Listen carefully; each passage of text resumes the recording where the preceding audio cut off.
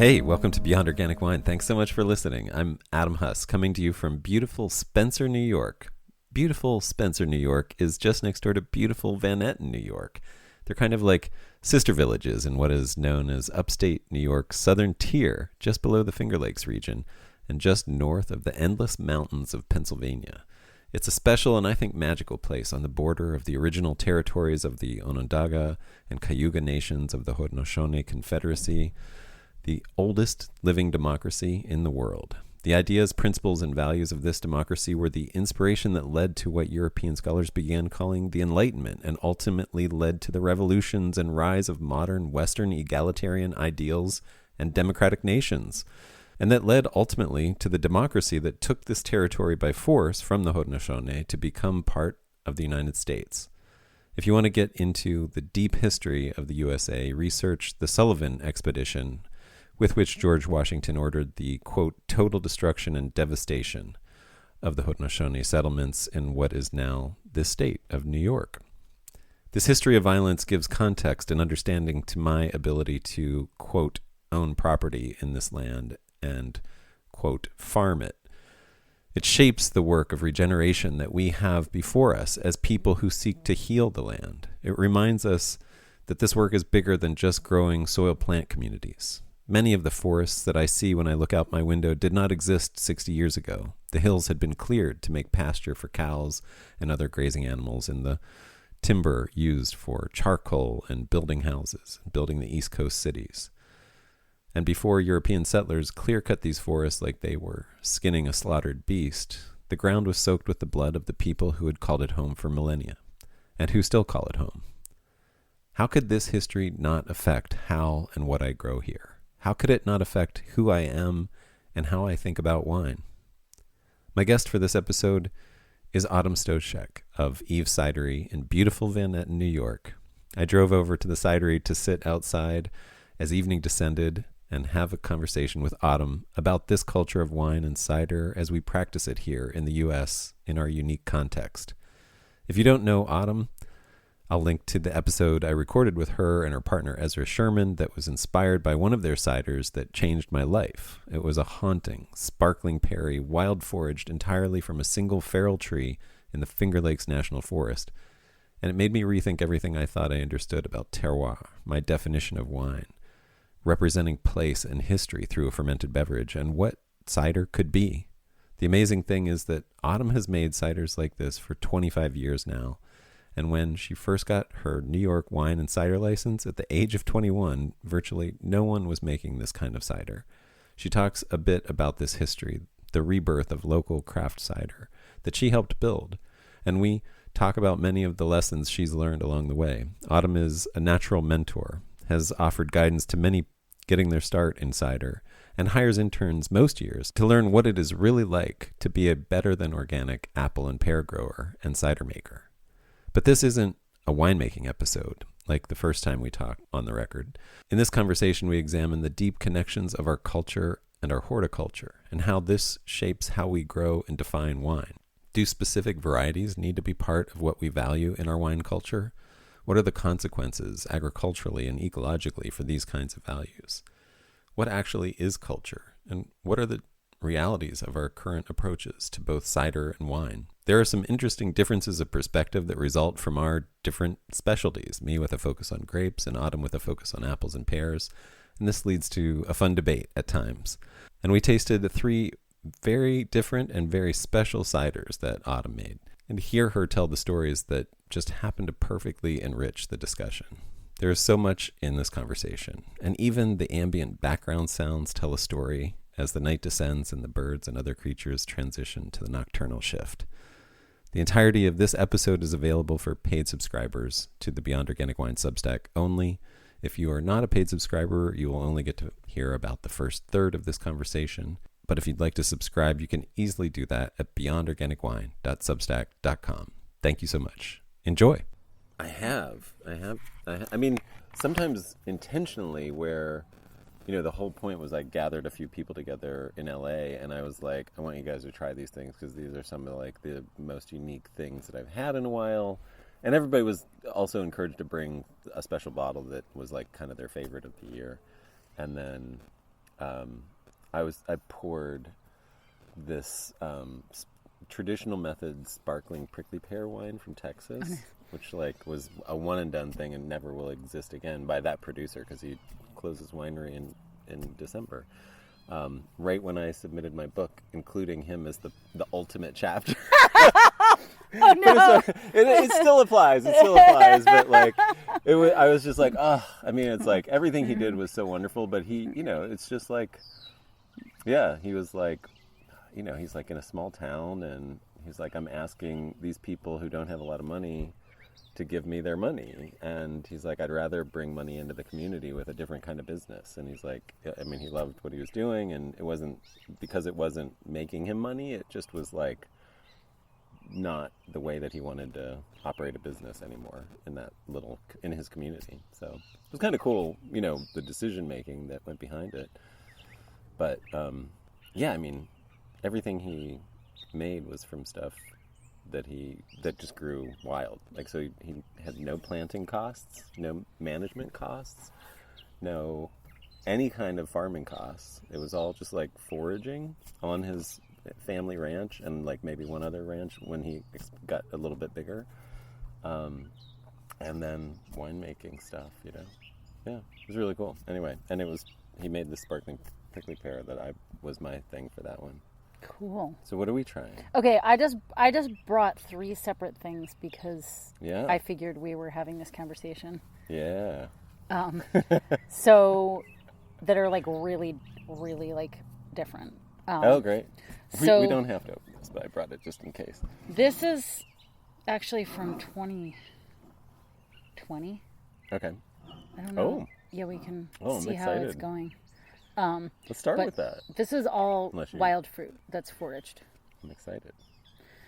And you've had this before, but this is, I just feel like this is from 2024, and I just feel like it's gotten so good. It's like, Really? this is like kind of hitting its stride like right now. Should we end with it, though? And this is Dabinet single varietal, Yeah. which is a French cider apple of French origin, but that's like widely grown in the UK. Mm-hmm. And also we could talk about it in the context of climate change and stuff. Yeah. Because it's super interesting. I have things to say about it. And then this is a co-ferment made with Julia's grape skins Yeah. from last year. Yeah. No, it's not. What? This is old. Oh, it's older than the This is... Usonia Cab Franc.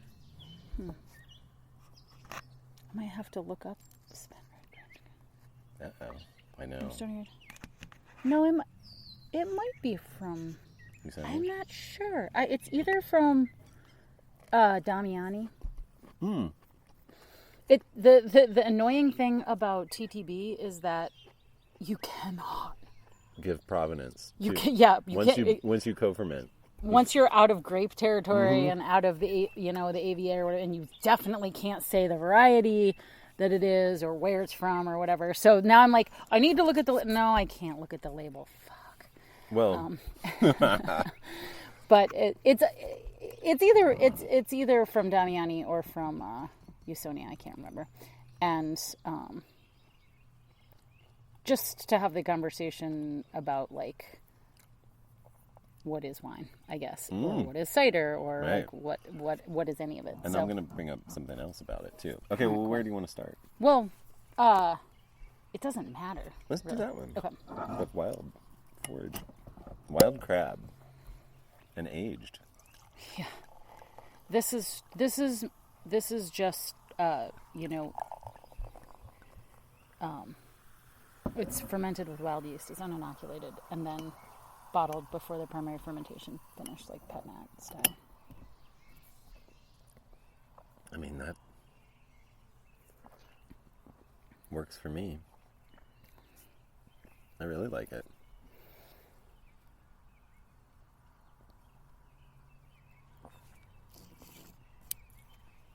I'm really impressed with how well it's aged. Yeah. Or yeah, I think it's great. it's So I mean, I've heard different things about cider aging. I've heard some people say don't, and I've had some people say, of course. Well, why would somebody say don't? Maybe they're misinformed. I mean, it really just depends. I think, I mean, this cider, like, had so much acidity and so much tannins. Wow, it is beautiful. You know, I mean, so I think that both of those things, keep it. like, are something, those are two things that, like, you know, if you're lacking both of those, it kind of falls apart sooner. Yeah, depends on the cider, in other words. And some ciders, I feel like, lend themselves just, like, kind of in their profile to, like, more oxidized flavors. But this doesn't taste oxidized to me.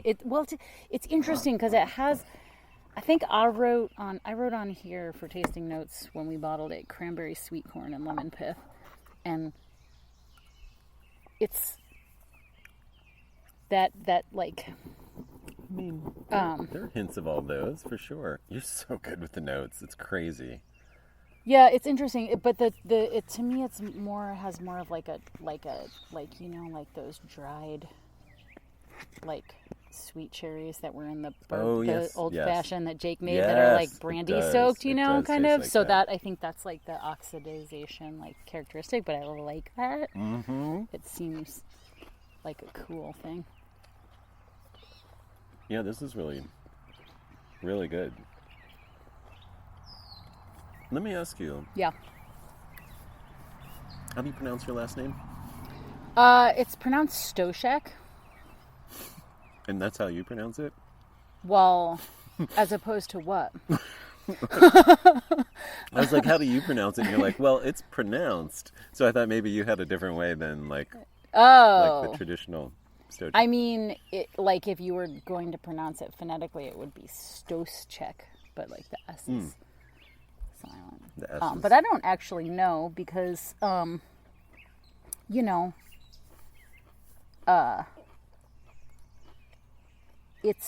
there's nobody, I'm not associated, I don't have a connection to anybody. The name isn't, so my grandparents immigrated here from Germany in the 50s. That's not it. But it's not a German name, it's Silesian, and Silesia is a place that existed before nation states existed. And actually there's a language called Silesian. That's, you know, dying. I think there's like 200,000 Silesian speakers left. I think that's like, my name's from Bohemia, which is similar. I think it was like a pre-nation state. Yeah. Yeah, so I don't know what it actually sounds like to pronounce it in Silesian. I haven't studied Silesian.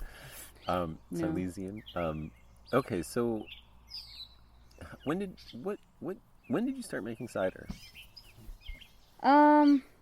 So I got my license in 2002. And I, like most people do this, like in anticipation of getting a license, had, you know, made a batch of cider that year, if you know what I'm saying. You were young 20s at that. Yeah, when I got my license, the lady from the New York State Liquor Authority told me I was the youngest person in the history of the New York State Liquor Authority to get their winery license because I was 21. That's amazing. That's awesome. Do you have any regrets? I mean, it's interesting because, you know, I was just telling Ezra this. I came to him to give me a hug. I was crying because last night I was mowing the lawn and I was like admiring this graft that I had made, like a tree that we had planted had died and then the rootstock sprouted back, and then I got a scion from James's orchard called July Pink, which he hated that apple. But like it's a cool apple because it's ripe right now. But it actually really, yeah, it's like, you know, it's like It's like a summer apple. Okay. But like if you ate it, you would be like, yum, yum. You know, Oh. you would be happy to eat it. Maybe Oh. like with a little salt or, you know, it's tasty. And I also think it's cool because the elderflowers are in bloom right now. And I always thought, because I have like friends who make elderflower wine, and it doesn't have enough acidity in it. And I always thought, oh, you should make a co-ferment between July pinks, which would be ripe at the same time, soaked with the elderflowers, and then it would be like a good match. Anyway, so I grafted it on to that rootstock sprout, and I was mowing over there, admiring how how great the graft was doing, and it had grown about 18 inches, and I mowed over it. No. I was so sad. I was so sad, and it was 2 years old. And I said to Ezra, it's like, growing trees is such a fucking heartbreak because it's my mistake is a 2-year mistake. My little like, I'll get a little closer, you know, and mowed up my graft. So anyway, you asked if I regretted it. It's like, it's really interesting to reflect on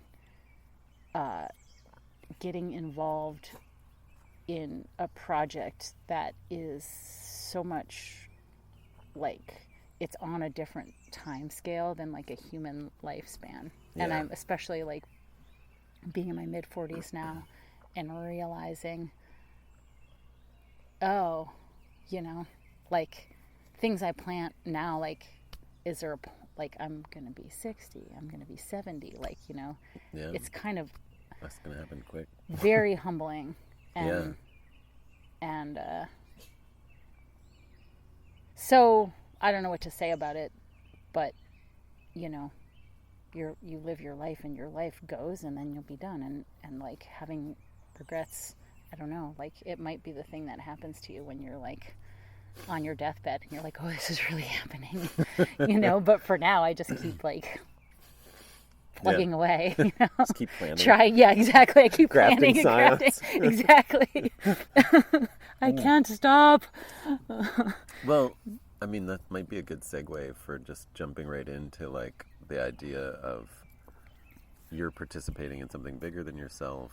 Do you see that as, I mean, obviously the community of life, this whatever we're part of here is bigger than us, but what about from like just like the cultural standpoint? Yeah, totally. I mean, do you see yourself as someone who has been at this a while and who has been one of the early people to be doing what you're doing with cider, arguably, and still to be consistently producing interesting stuff like we're tasting right now that has longevity and beauty and, you know, real resonance with where it's from? Do you see yourself as creating culture? Oh, Adam, you just want to jump right into it. I mean, I was gonna like just sort of go back to like go back to where kind of like my experience of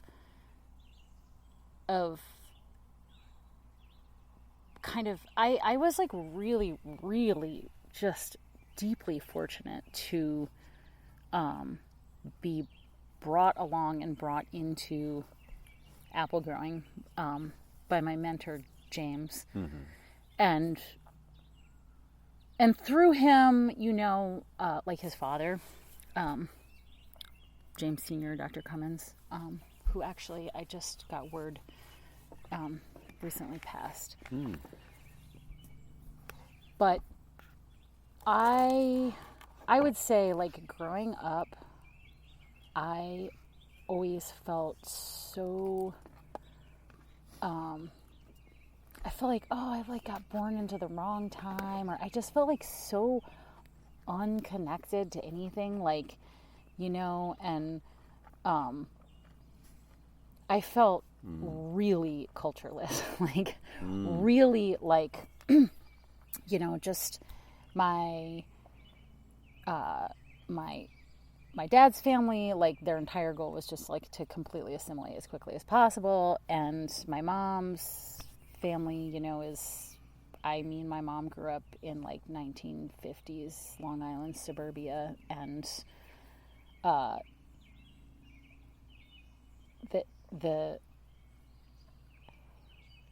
there was no connection even to like their families, and no connection to like any kind of food culture, no sense of, like, you know, I don't even know, like no religion, no, like, you know, just like nothing. And I always just felt like a real emptiness around that.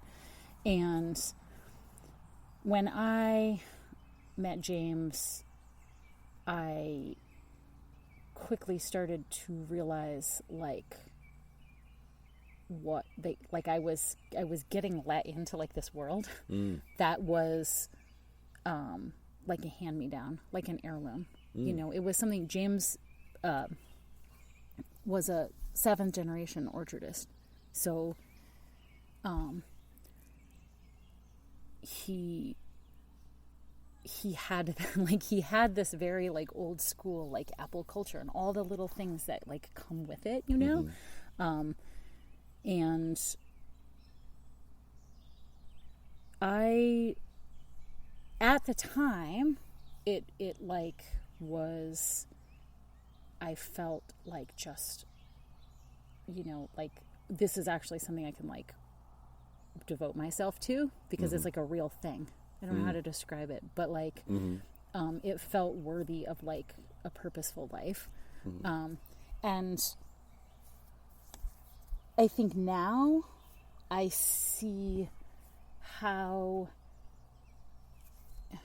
like horticulture is this, like, it's just this incredible body of knowledge that one person could never come up with in their single lifetime. Right. That is not really possible to like, you know, convey in a book or in a college class, or, you know, like there certainly is books about horticulture and apple growing, and there's, you know, college degrees about apple growing and all of that stuff. But like the thing that I'm talking about is it is only a thing that can be passed like human to human. And to imagine that you got past that, that is like a treasure. And it's